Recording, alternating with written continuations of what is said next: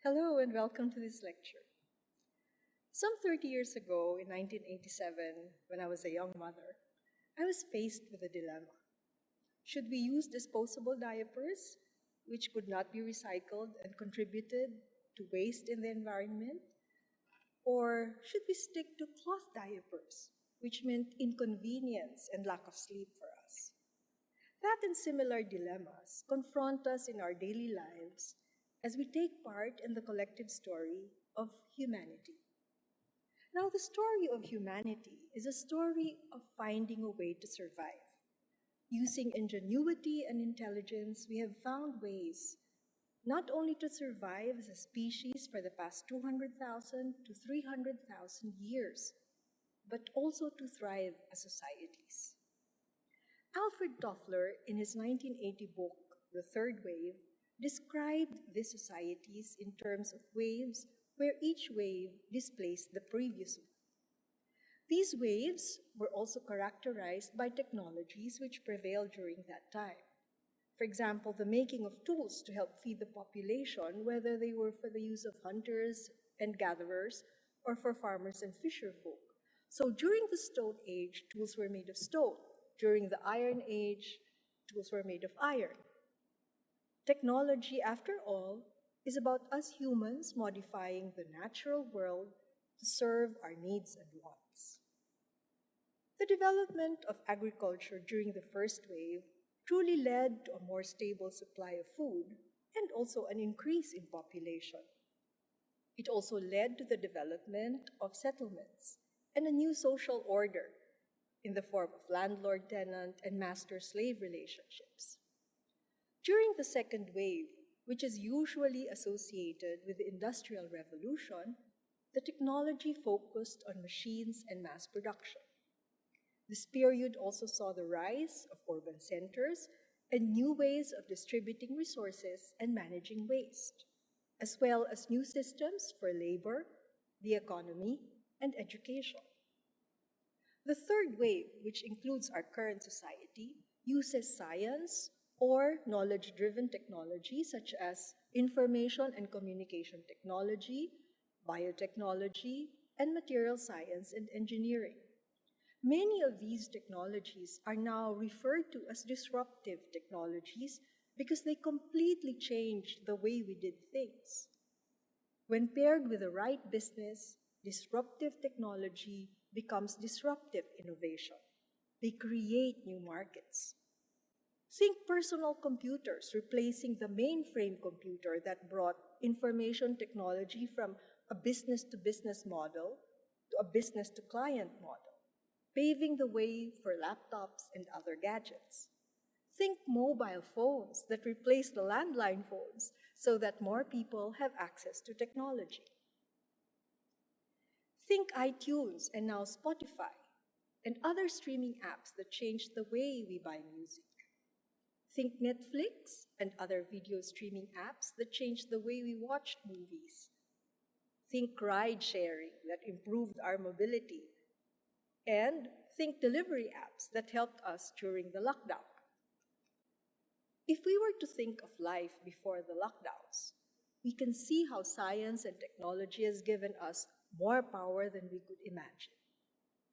We could see more despite our concern for privacy.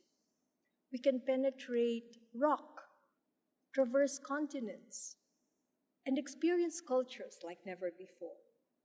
With the right resources, we could control temperatures and get the things we want on demand. Our connectivity has made our world smaller and to a certain degree flat.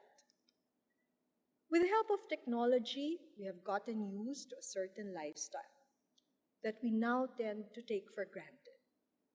Access to some form of livelihood, whether it's a regular job or a gig, freedom to go wherever and whenever we wanted because travel and tourism simply had become affordable. Freedom to say what's on our minds because we now have social media, sometimes without thinking of consequences. Freedom to go on a binge, and the list goes on. Without noticing it, we had begun to focus on things that we could do and not miss out on. Without noticing it, personal attitudes and beliefs changed. Even social structures changed, leading to polarizations in many societies. Those who want to have their freedoms versus those who miss the authoritarian regime that made life more predictable.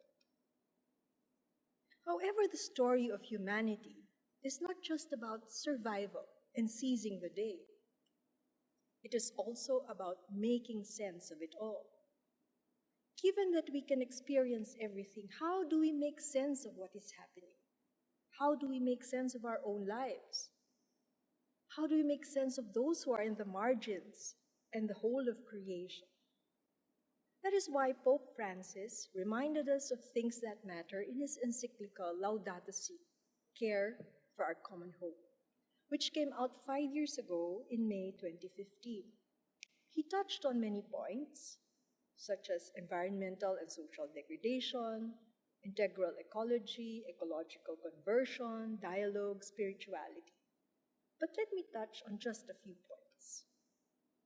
He reminded us about our culture of relativism, where we place ourselves at the center and above everything else, even at the cost of environmental and social degradation. He reminded us of our culture of consumption, which in his analysis could be due to the technocratic paradigm, that is, those with the knowledge and technology, such as the biotech and the ICT, and coupled with economic resources. These people have impressive dominance over humanity and the rest of the world because the primary concern is always profit. Business and government make it easy for us to buy these things in the spirit of economic growth. Think of how we convinced ourselves that we need certain gadgets or the need to change the way we look because businesses want you to do so because they earn profit. Admittedly, we need many resources in order to survive in today's world, and so we buy and consume. But when is enough enough? How do we make sense of all the things that we do and all the things we own? The response of Pope Francis is a call for integral ecology, which highlights respect for human and social conditions. Integral ecology considers sustainable development, culture, quality of human life, the common good, and justice for generations. The COVID-19 pandemic has highlighted how important integral ecology is. It is integral because we need to see the big picture and use different perspectives to understand all the different parts of the whole. The science and technology to understand the virus and to look for solutions, the economic strain on our systems, the discrimination of Filipinos in the front lines and the livelihood of the poor, the human rights violations in the spirit of controlling the spread of disease, the politics in managing the pandemic. These are complex systems that feed back into each other and that have led to a volatile and uncertain world. A world with ambiguous situations. Fake news about COVID-19 are used for political agenda. The US president, for example, sees mask wearing as a political statement. Lockdowns are used as an opportunity to trample on people's rights because we cannot hold mass protests. Take the anti-terror bill and the renewal of the ABS-CBN franchise as examples. We live in a world where people try to deliberately confuse us just to further their agenda.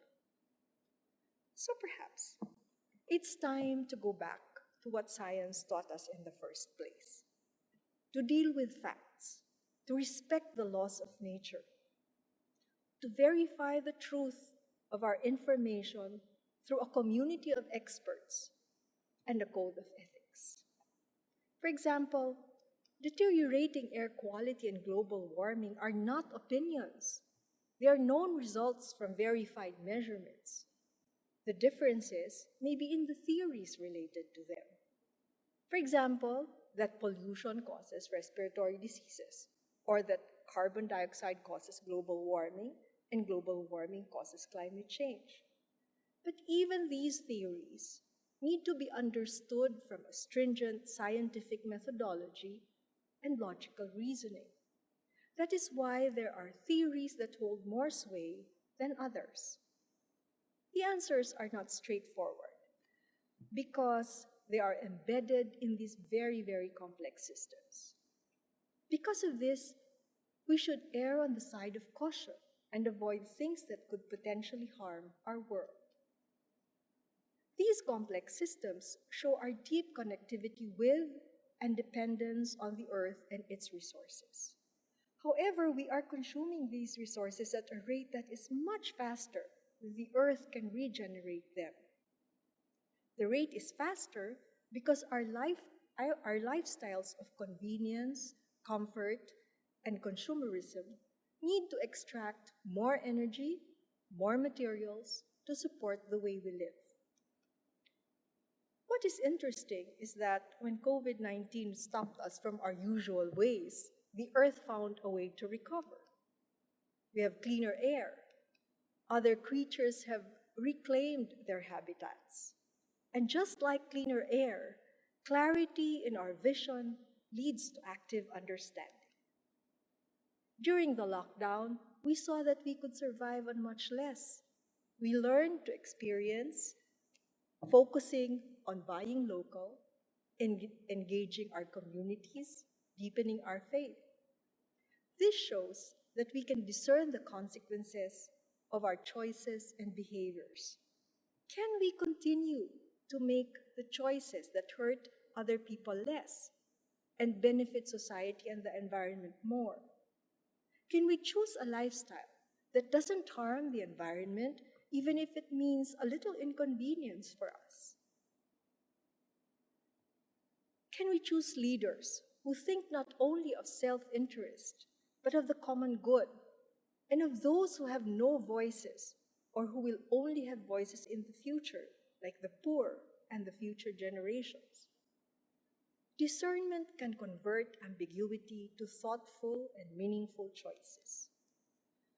The VUCA world of volatility, uncertainty, complexity, and ambiguity can be reframed as a world that makes sense because the clarity in our vision gives us a better understanding of what truly matters, and because the courage to shift gears or to have agility helps us to act more on meaningful choices.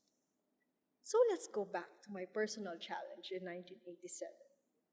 What did we finally decide for our babies? Cloth or disposable diapers? Well, we decided on a compromise. We used cloth diapers with nappy liners most of the time. We used disposable diapers during weeknights so we could all sleep properly, and during long trips when changing nappies could be problematic. Living with technology does not have to be just a passive acceptance of what businesses and the government sells to us. By seeing the options and consequences more deeply, by judging what kind of lifestyle works best, not only for myself, but also for the good of others and for creation, by acting on these choices so that they can become reality, we may yet hope for a better life. Thank you.